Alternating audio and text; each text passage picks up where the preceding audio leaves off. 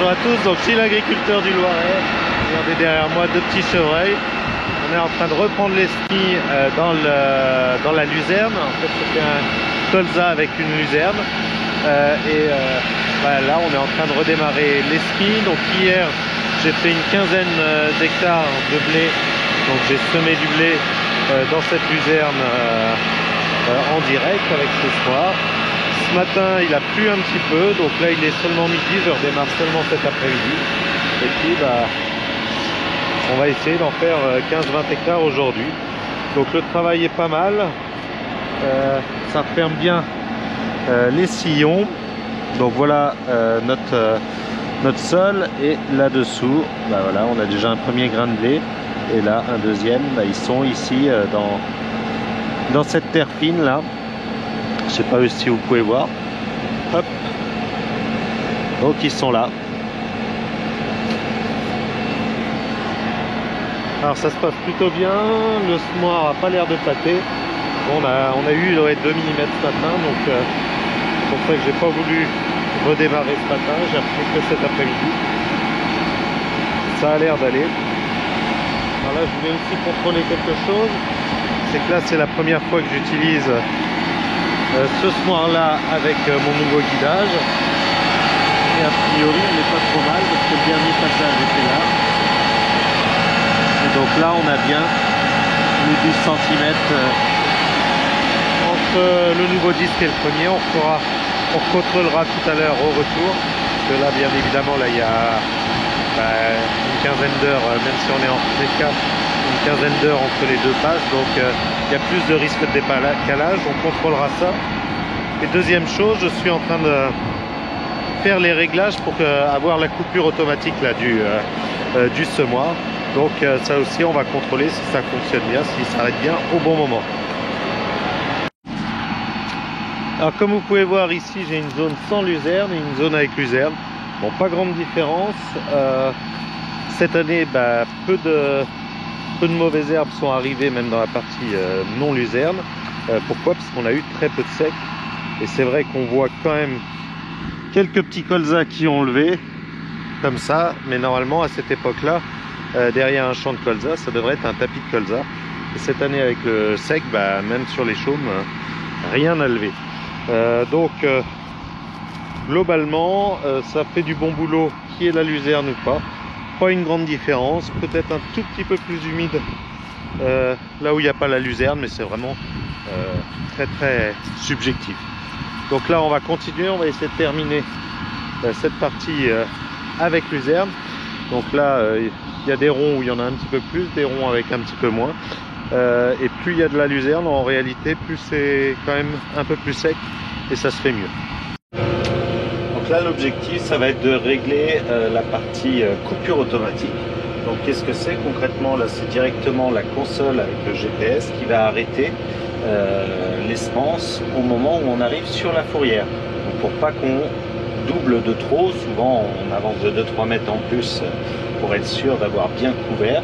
Et pareil, quand on démarre un peu plus tôt. Là l'objectif c'est que ce soit le GPS qui le coupe automatiquement, parce qu'il sait où est-ce qu'il est, il sait où est-ce qu'il est déjà passé. Donc là par exemple les tours, voilà, il y a 4 tours autour qui ont déjà été faits.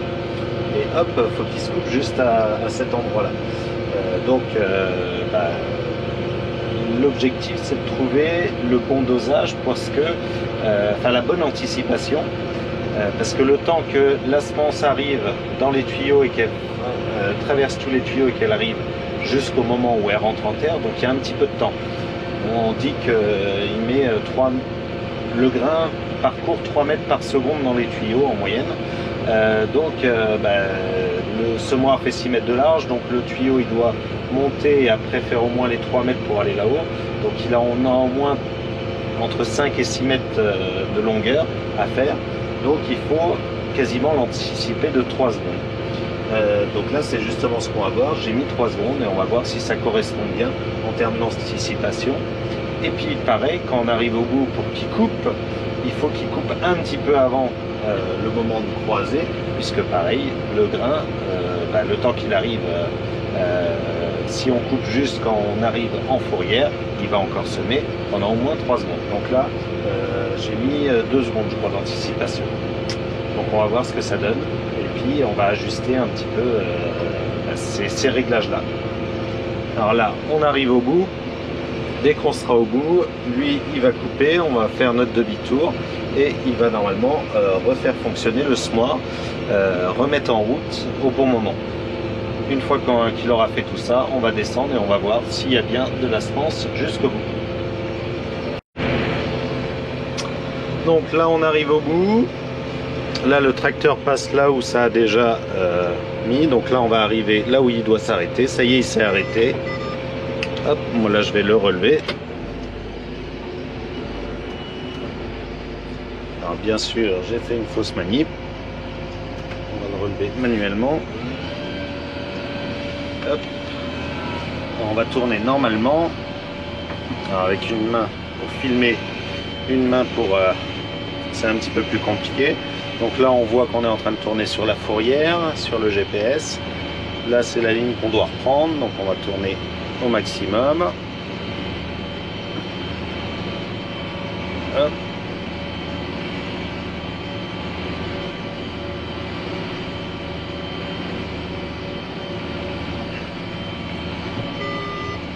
Donc là, je baisse mon semoir, il commence pas à semer tout de suite, pourtant là il est bien baissé. Et là ça y est, il a fait l'anticipation.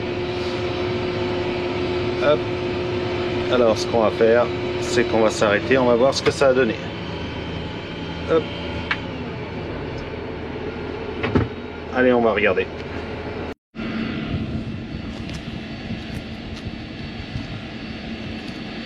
Donc voilà le passage du semoir au niveau de la fourrière, le dernier passage. Donc nous, il faut que nos 2 crans de semoir ici, ils aient du grain à peu près à partir d'ici. Le plus défavorable, c'est celui-là parce qu'il vient de devant, donc il y a encore un petit peu plus de chemin à faire pour le grain. C'est celui le plus aux extrémités, donc c'est là où c'est le plus long. Là pour l'instant j'ai pas de grain. Le premier grain va être à l'instant.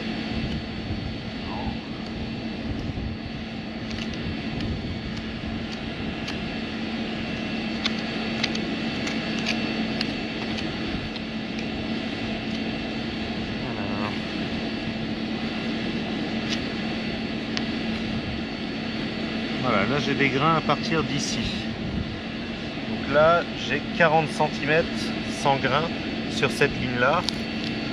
Sur celle-ci, normalement il doit y en avoir un petit peu plus tôt. Ouais, ils sont déjà là. Là j'en ai, là j'en ai. Là j'en ai. Donc là c'est bon sur cette ligne là elle commence là, celle-là là. Donc on va laisser comme ça parce que les lignes de derrière en ont beaucoup plus vite du grain et les lignes de l'avant un petit peu moins loin. Là c'est vraiment l'extrême. Ça fait un petit arc de cercle en fait le grain, le temps qu'il arrive. Donc là ça doit coller. Deuxième chose, on va vérifier que le semoir passe bien à la bonne largeur. Donc moi je sème tous les 16 cm. Et donc, là quand je me suis arrêté, il faut qu'entre l'ancienne ligne qui est ici et la nouvelle, on ait bien les 16 cm. Donc là, c'est ici, là on a 15 cm. Donc ça colle à 1-2 cm près, on est bon.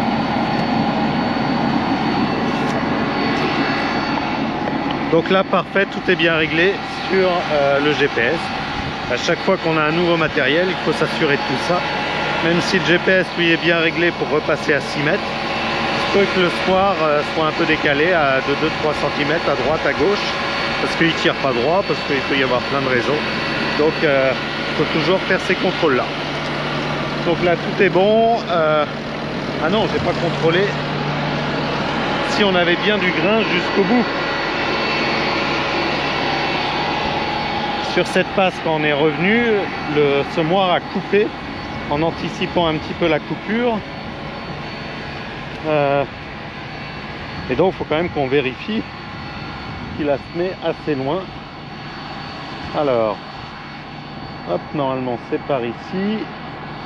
On va reprendre notre ligne de ce côté-là. Donc là, ça a été semé. Dernière trace ici. Ça y est, je l'ai repéré. Tac. Donc il faut que ici, on ait encore du grain.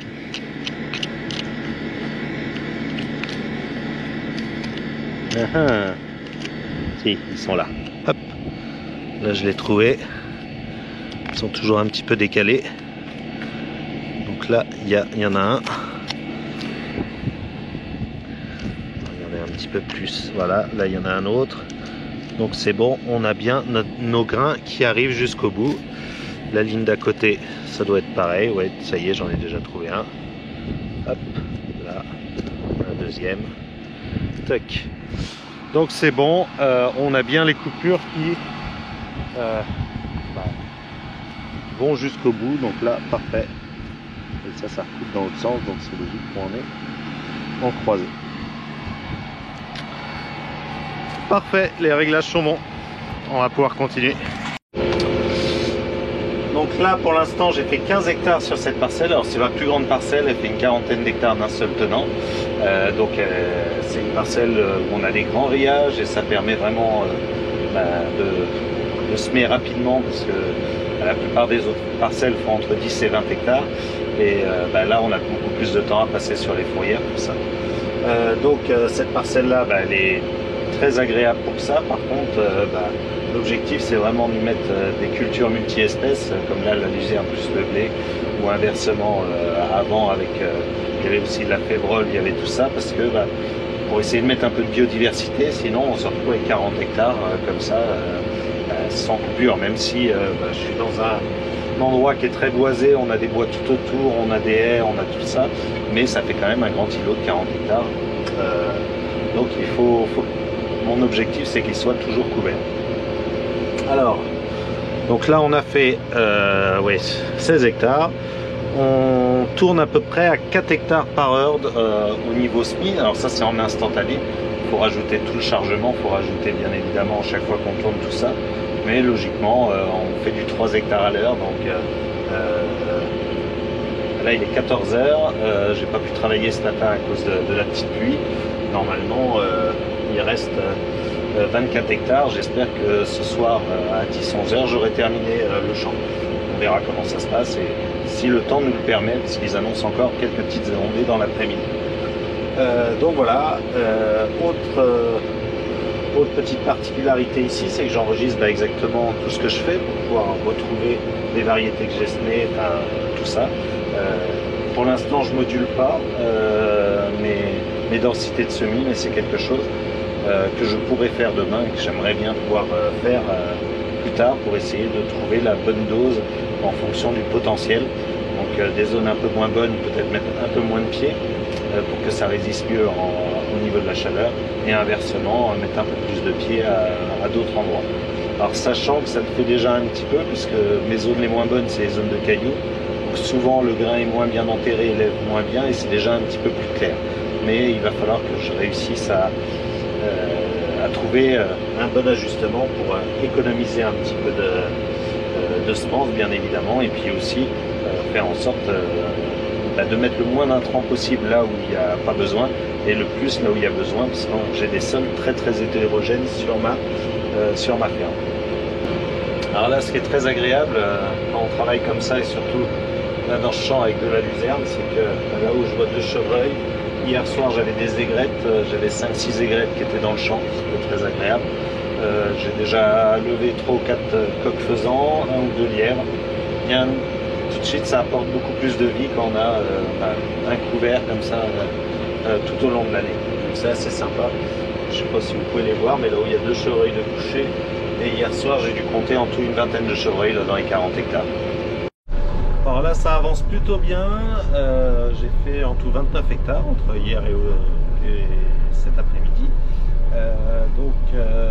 Là, je rentre à la ferme pour recharger le semoir. Une fois qu'il sera plein, il reste 11 hectares, donc ça me permettra de finir ce soir normalement, si le temps se maintient, ça me permettra de finir ce soir ce champ-là. Donc on rentre à la ferme. Alors, je m'embête pas à déplacer le télescopique, les big bags, tout ça, parce qu'il me faudrait pour tout déplacer à chaque fois. Un voyage pour le télescopique, un voyage pour la remorque, et puis deuxièmement un deuxième voyage pour la remorque, là, pour toute la partie sur la deuxième ferme, alors qu'il me faut 4 allers-retours avec le tracteur. Il roule quasiment mieux sur la route, donc c'est plus simple. Le télescopique il reste à la ferme, je charge directement. Je perds une demi-heure, mais ça va me permettre, là il est un peu moins de 7 heures, ça va me permettre de manger un bout et puis de prendre le temps de prendre un quart d'heure, 20 minutes pour souffler un peu et puis repartir pour 15 hectares, donc enfin 11 hectares, là il me reste, donc, je pense 3-4 heures parce qu'il y aura les points de tout ça. Donc allez, on file jusqu'à la ferme et on charge tout ça.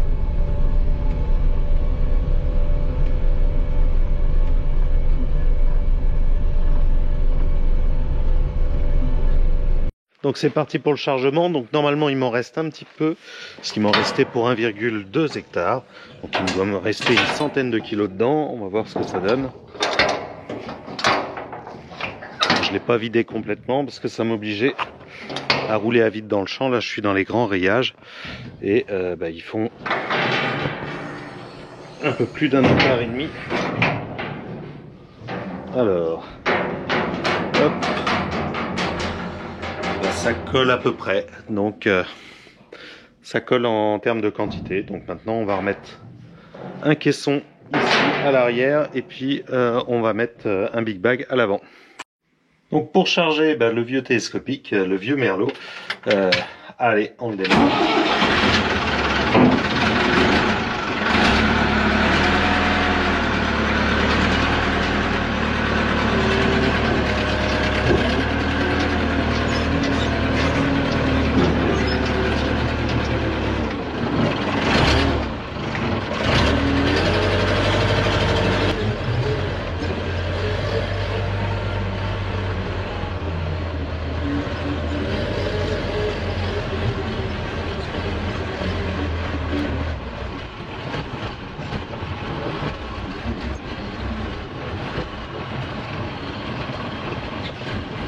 C'est bon.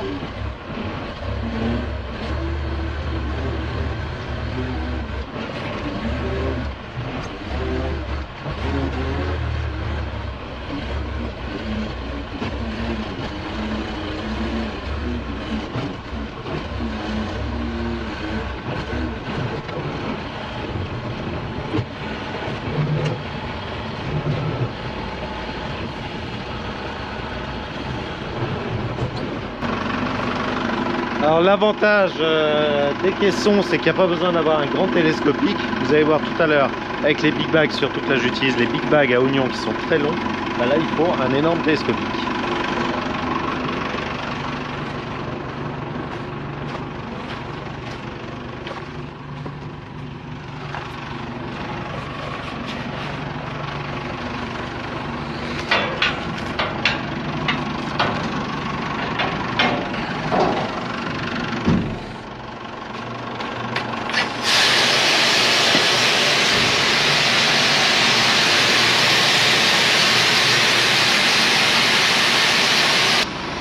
Alors les containers c'est super parce que là on peut mettre 1,4 tonne dans un container, donc c'est parfait pour l'arrière. Surtout on peut les arrêter si besoin.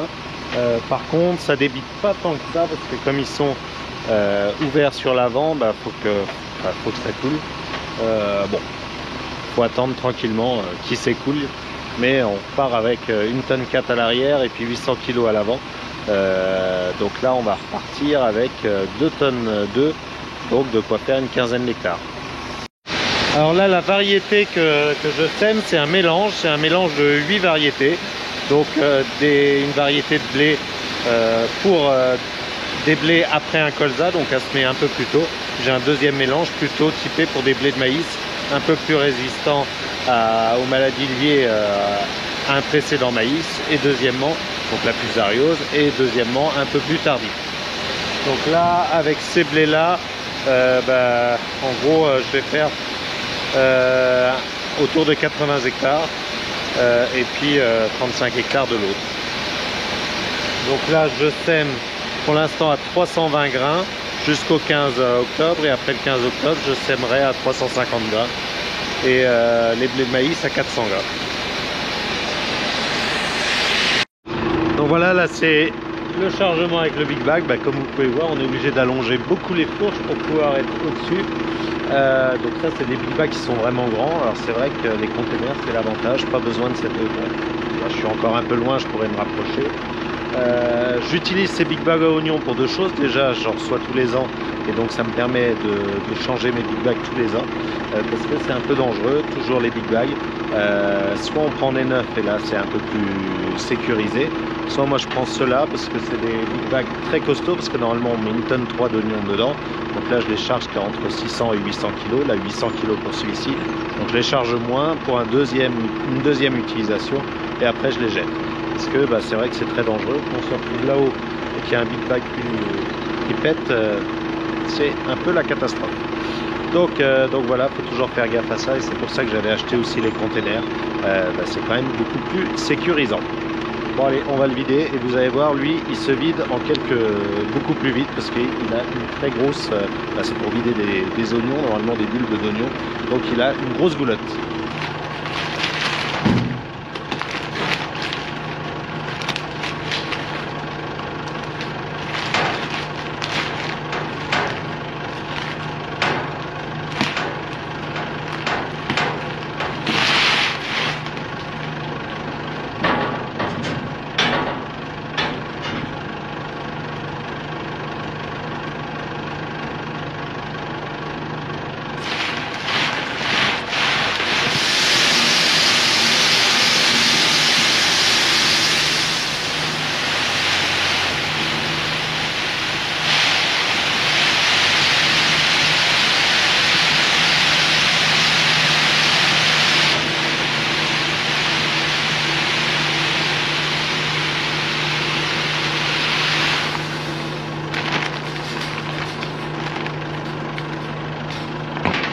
Bon voilà, le semoir est chargé, pas complètement mais quasiment.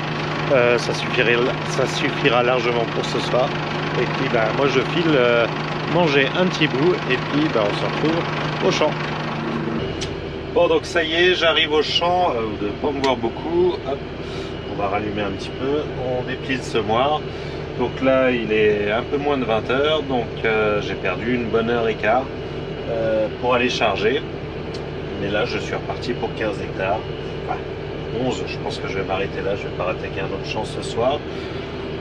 Donc là j'ai des petits bouts où on doit beaucoup tourner, où je vais perdre du temps. Il y a 5 hectares comme ça, et il y a 6-7 hectares avec des grands rayages où là ça va aller assez vite. Donc je pense que il m'annonce un peu moins de 3 heures, je pense que c'est un peu plus de 3 heures. Donc voilà. Hop. Alors quand on arrive comme ça, on regarde bien la pression, qu'il y a assez de pression sur les gros vérins pour pas que ça se relève. Ensuite on repasse le semoir en montée-descente, et surtout on n'oublie pas la turbine. On repasse en petite vitesse, donc en première vitesse, et on remet le pont avant. Et puis là c'est reparti. On va enlever les gyrophares, et il n'y a plus qu'à retrouver la bonne ligne. Et normalement on est sur un, c'est ça, sur un marquage pour un passage de traitement. Donc c'est bon, il se met bien en passage. Hop.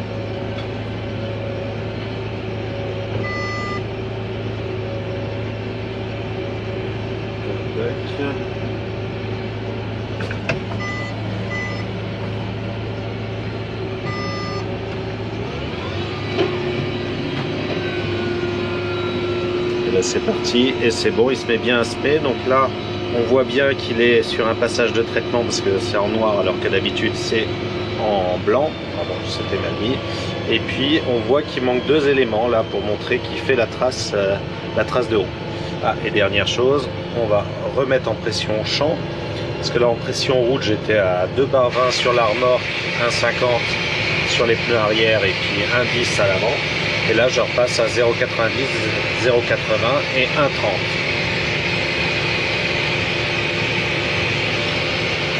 Donc là il est en train de se dégonfler tranquillement, vous voyez, ça passe petit à petit. Là les avants vont bientôt être dégonflés, l'arrière à 1,20, ça descend tout doucement. Voilà, l'avant il est à sa bonne pression. L'arrière ça va pas tarder, la remorque un petit peu plus, donc voilà, ça va assez vite. Et par contre pour regonfler ça met un peu plus de temps. Donc là dès que ma dernière, mon alarme de trémie sonne, je le mets en route et normalement il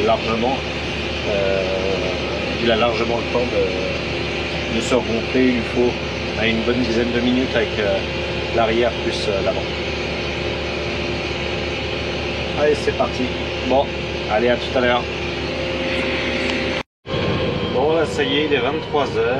Il me reste a priori un demi-hectare, donc ça avance plutôt bien. Je vais réussir à finir ce soir. Le temps s'est bien maintenu. Pour un dimanche soir, c'est un peu raide au niveau fatigue, mais voilà. Cette pièce, ça va être terminée. C'était mon objectif du week-end, de faire cette grande pièce qui fait une quarantaine d'hectares. Comme ça, j'aurai un tiers de mes blés de fait. Demain, il annonce encore une belle journée à partir de mardi de la pluie. Donc, on va essayer aussi de tourner demain à fond. Alors, il y aura à désherber bien sûr cette parcelle, parce que là, on est en speed direct. Donc, obligatoirement, il faut qu'on... J'ai déjà fait un glyphosate pour pouvoir détruire justement le couvert il y a quelques jours. Là, le semis et après un désherbage, surtout contre les graminées, parce que j'ai quand même pas mal de problèmes de régras dans ces champs-là. Donc, allez, il reste encore une bonne dizaine, 10 minutes, un quart d'heure. Après, je replie tout ça et je rentre me coucher. Voilà pour cette vidéo, j'espère qu'elle vous a plu. Moi, je vous dis à samedi prochain pour une nouvelle vidéo. Allez, à bientôt!